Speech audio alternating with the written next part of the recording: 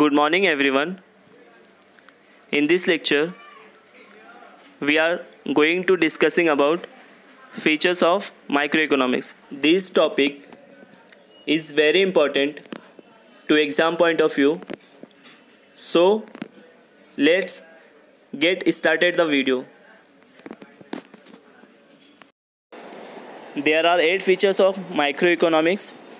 First, individual units, price theory, partial equilibrium, based on certain assumptions, slicing methods, use of marginalism principle, analysis of market structures, limited scope. So here 8 features of microeconomics. We will try to understand one by one with examples. Look at the first features of microeconomics. Study of individual units. Microeconomics is the study of the behavior of small individual economics units like individual firm, price, household.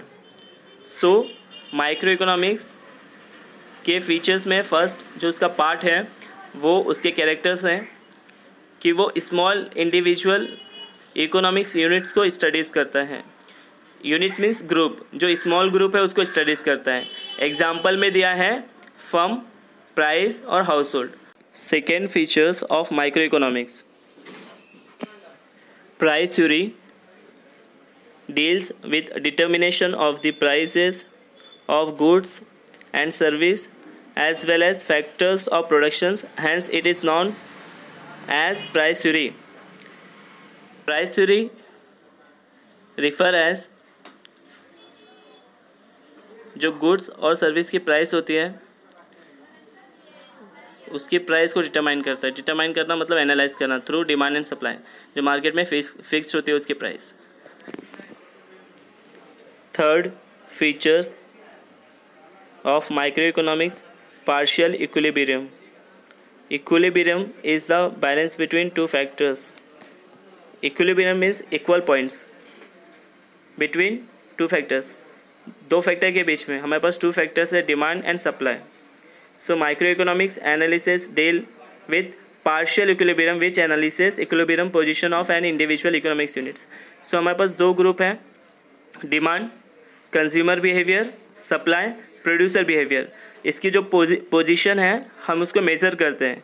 हाँ, single measure करते हैं. Okay, demand and supply दोनों भी होंगे लेकिन हम single, हाँ, large level पे उसको हम स्टडीज़ नहीं करने वाले क्योंकि माइक्रो इकोनॉमिक्स इंडिविजुअली स्टडीज़ करता है. तो यहाँ एग्जांपल में दिया है इंडिविजुअल कंज्यूमर, इंडिविजुअल फर्म. तो individual consumer means demand side, individual firm means producers और seller, it means supply side. So I hope it is clear. Fourth, features based on certain assumptions. Microeconomics begins with the fundamentals.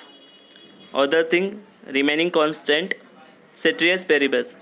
So certain assumption means उसके जो basics assumption है, other thing remaining constant. ये आप जो जितने भी theory पढ़ेंगे, law of demand, law of supply, सब में ये अजम्पशन यूज़ किए गए हैं. सो जो अल्फ्रेड मार्शल की थ्योरी है उसमें अजम्पशन का यूज़ है ही है जो माइक्रो इकोनॉमिक्स हम पढ़ रहे हैं. ठीक है. Such as perfect competitions, laissez faire policy, pure capitalism, full employment. कुछ एग्जांपल्स हैं यहाँ पे. तो these assumption make the analysis simple. So ये जो other thing remaining constant, it means equal. Laissez fair policy means without government interference, means market में government का interference नहीं होना चाहिए. Slicing methods. Microeconomics use slicing methods. It splits or divides the whole economy into small individual units and then studies each units separately in detail. So हम ये understand कर सकते हैं कि फॉर एग्जांपल अगर होल उसको जितने भी वेरिएबल्स है इकोनॉमिक्स में उसको स्टडीज़ करना है तो इट्स वेरी डिफ़िकल्ट. तो इसलिए वो पहले जो होल इकोनॉमिक्स है उसको क्या करता है, सेपरेटली उसको स्लाइस करता है, मतलब कट करता है, डिवाइड करता है, उसके बाद जो स्मॉल एक यूनिट, सिंगल यूनिट्स, उसको फिर वो स्टडीज़ करता है। फॉर एग्ज़ाम्पल ईज़िली हम भी कुछ चीज़ खाते हैं, फॉर एग्ज़ाम्पल हमने एक एप्पल लिया और उसको खाया, डायरेक्टली हम नहीं खा सकते, लेकिन हम उसको क्या करते हैं, एप्पल को पहले स्लाइस करते हैं, कट करते हैं, उसके बाद ईजिली खाते हैं। तो ऐसे ही माइक्रो इकोनॉमिक्स भी स्टडीज़ करता है स्मॉल यूनिट्स को। सो यहाँ पे हम इजीली अंडरस्टैंड कर सकते हैं। Use of marginalism principle. The concept of marginalism is the key tools of micro economics analysis. The term marginal means change brought in total by an additional units. So for example previous year में मैंने 10 chairs का production किया था, but this current year मैंने 12 production किया। सो मैंने जो 2 additional unit को ऐड किया, सो उसका मतलब होता है marginal. Okay, so don't be confuse, क्योंकि हम इसको आगे जो प्रोडक्शन है उसमें पढ़ने वाले हैं। ठीक है।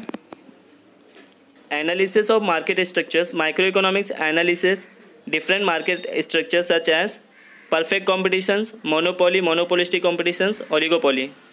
Perfect competition means all competitors, monopoly means single competitors, monopolistic means 40 to 50 competitors in the market, oligopoly means few, मतलब 8 to 10 competitors in the market. So duopoly market भी एक structures है market का। So duopoly means 2 sellers. सो हम ये market के structures भी याद रखेंगे, क्योंकि एक चैप्टर है जो forms of market class 12th में, उसको भी हमें पढ़ना है। सो ये मार्केट के स्ट्रक्चर्स हैं जो माइक्रो इकोनॉमिक्स एनालाइज करता है। Limited scope. The scope of micro economics is limited to only individual units.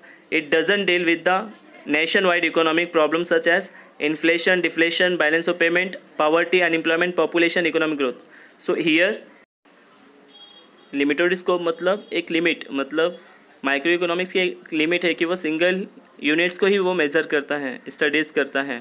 लेकिन अगर हम होल लेवल की जो नेशन वाइड प्रॉब्लम है, तो हम उसको माइक्रो इकोनॉमिक्स से हम नेशन वाइड प्रॉब्लम जो है उसको सॉल्व नहीं कर सकते। सो इसलिए एक फीचर्स माइक्रो इकोनॉमिक्स का ये भी है, limited scope. I hope it is clear and all of you understand.